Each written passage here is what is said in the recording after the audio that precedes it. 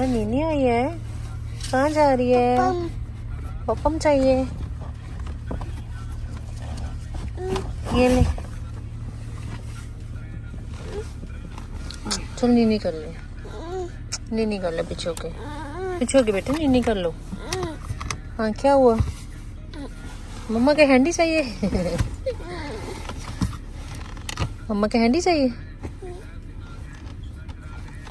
यहाँ पे यही सिस्टम है ना, कार सीट में बच्चे होते हैं, मदर के पास आना भी चाहे तो आ नहीं सकते। हाँ। बस बेटा चले इंडिया, फर्स्ट टाइम जा रहे हैं। हाँ लेना सबको मिलेगी। चल। हेलो गाइस, तो आज हम जा रहे हैं इंडिया। मैं और मेरी बेटी जा रहे हैं, ये फर्स्ट टाइम जा रही है। और बस पैकिंग वगैरह सारी हो गई है, निकलते हैं एयरपोर्ट के लिए। बस थोड़ा सा लेट ही है।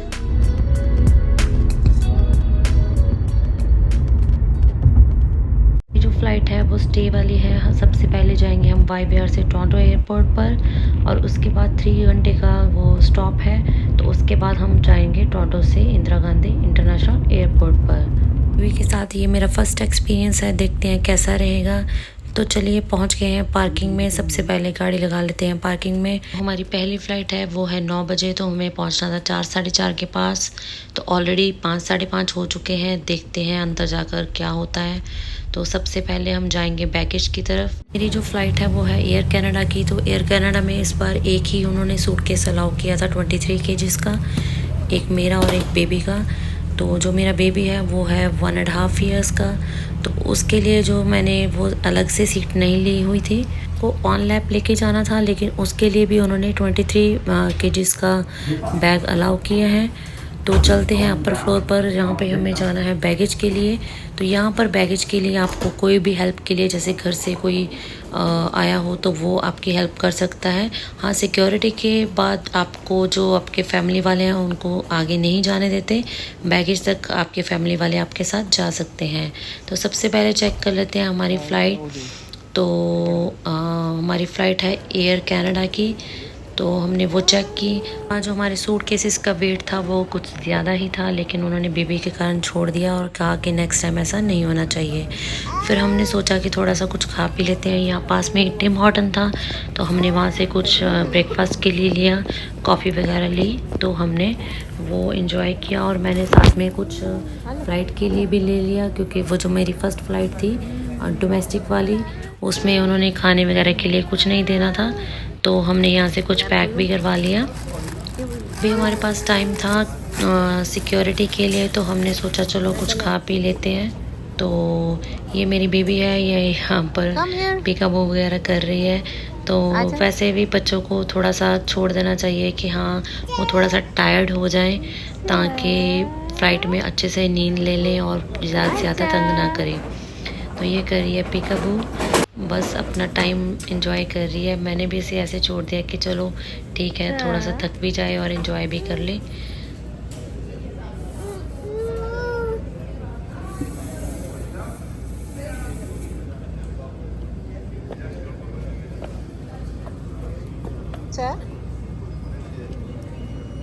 ब्रेकफास्ट हो गया है डन। तो चलिए मैं आपको एयरपोर्ट का थोड़ा सा व्यू दे देती हूँ। यहाँ पे जो हमारा YBR एयरपोर्ट है वो बहुत ही अच्छा बना हुआ है, आपको दिखा देती हूँ यहाँ से। तो अब हम जा रहे हैं सिक्योरिटी की तरफ। तो मैंने क्या एलाना के लिए कोई स्ट्रॉलर वगैरह नहीं कैरी किया था, मेरे पास बेबी कैरियर था। तो वो उसमें आ नहीं रही थी कि हाँ मुझे टाइट लग रहा है, तो मैंने इसे ऐसे ही उठा लिया। का टाइम है और ये शॉप्स वगैरह सारी खुल चुकी हैं। अगर आपको किसी के लिए कुछ लेना हो तो आप यहाँ से भी ले सकते हैं, लेकिन यहाँ एयरपोर्ट पर सामान कुछ कॉस्टली ही होता है, तो मैं तो यहाँ से नहीं प्रेफर करती। सिक्योरिटी वगैरह हमारी हो चुकी है, लेकिन वो मैं रिकॉर्ड नहीं कर सकती थी। तो उसके बाद हमारी बोर्डिंग हुई, तो हम आ गए फर्स्ट फ़्लाइट में। क्या कर रहा है? तो जो मेरी बेबी है वो एंजॉय कर रही है कि हाँ यहाँ पे स्क्रीन्स लगी हुई हैं। कह रही है मम्मा मुझे कुछ कार्टून लगा दो।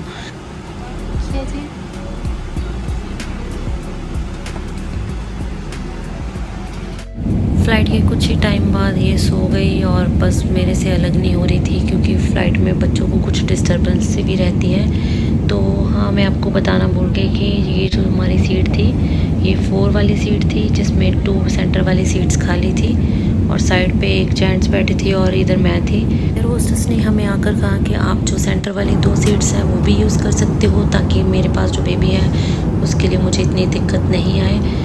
तो मैंने वो सेंटर वाली 2 सीट्स भी यूज़ की और इसको आराम से मैंने सुला दिया। पहले ही उस पर नहीं सोई, लेकिन मैंने उस पर सामान वगैरह रखा था तो ईज़िली ये सोते हुए आई है, मुझे ऐसी कोई दिक्कत नहीं हुई। तो बढ़िया एक्सपीरियंस था मेरा फ़र्स्ट जो था एयर कनाडा के साथ। इसके बाद हम लैंड हुए टोरंटो एयरपोर्ट पर और मैं यहाँ पर आपको इसका कुछ व्यू दे देती हूँ। तो बस अब हम इसके यहाँ पर मेरी है 3 घंटे की स्टे। तो इसके बाद हम जाएंगे इंदिरा गांधी इंटरनेशनल एयरपोर्ट पे यहाँ से। इसके बाद मैंने ली अपनी नेक्स्ट फ़्लाइट। वो जो 3 घंटे का स्टे था वो तो मुझे पता ही नहीं चला, क्योंकि ऐसे आपको चलने में ही इतना टाइम हो जाता है और बॉडी में टाइम लग जाता है। तो ये है मेरी नेक्स्ट फ़्लाइट का व्यू।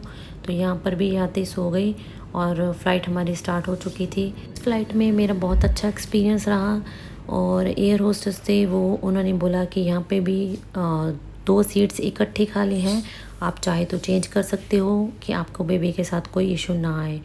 तो मैंने यहाँ पर एक सीट मेरी थी, एक सीट मुझे और खाली मिल गई। तो यहाँ पर भी ये आराम से सोते हुए आई है और जो आसपास वाले दोनों सीट्स वाले थे वो भी बहुत अच्छे थे, कभी मुझे कॉफ़ी ला के दे रहे थे और कभी बेबी के लिए स्नैक्स वगैरह ले आते थे।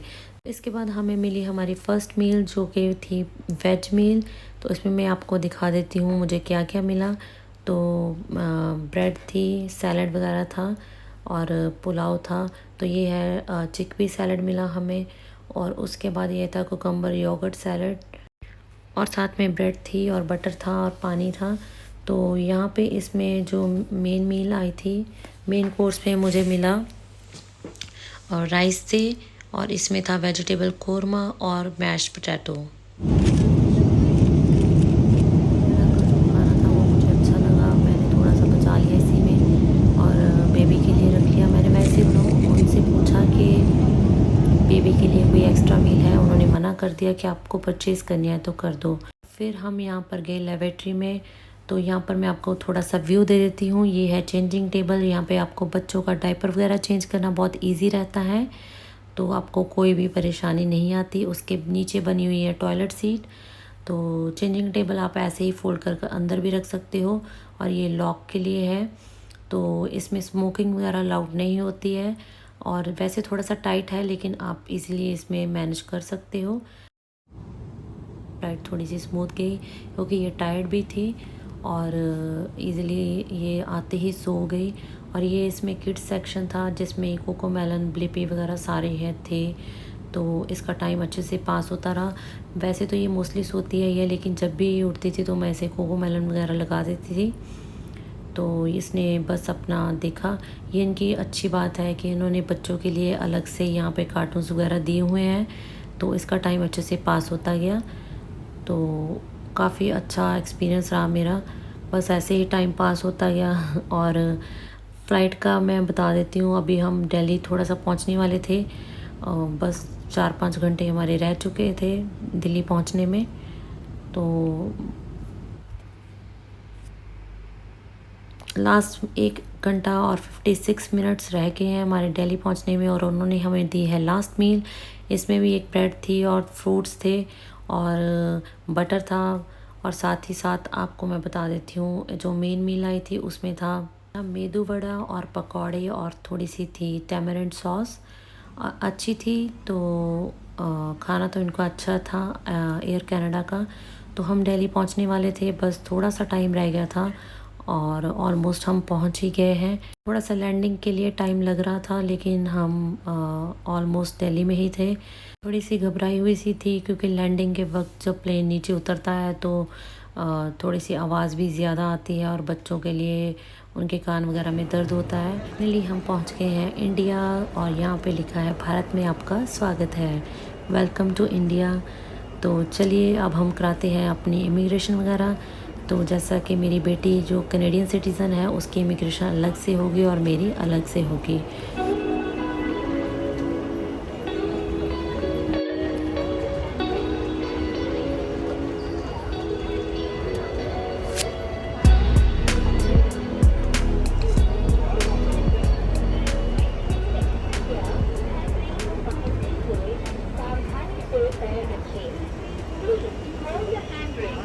इमिग्रेशन वगैरह हमारी हो चुकी थी और हम आ गए हैं बैगेज की तरफ। तो यहाँ पर वो आपको पूछते हैं कि आप हेल्प के लिए, अगर आप किसी को असिस्टेंस के लिए लेना चाहते हो तो ले लो, उसे पैसे वगैरह देने पड़ते हैं, लेकिन मेरी किसी ने ऐसे ही हेल्प कर दी। तो बस हम निकल चुके हैं बाहर, मिलते हैं अपने पेरेंट्स को। तो चलिए देखते हैं फर्स्ट टाइम कैसा एक्सपीरियंस रहता है।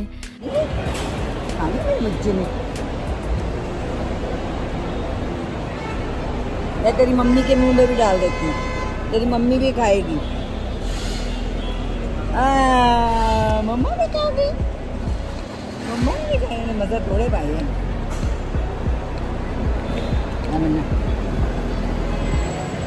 काला काला काला दिखते रहो मेरे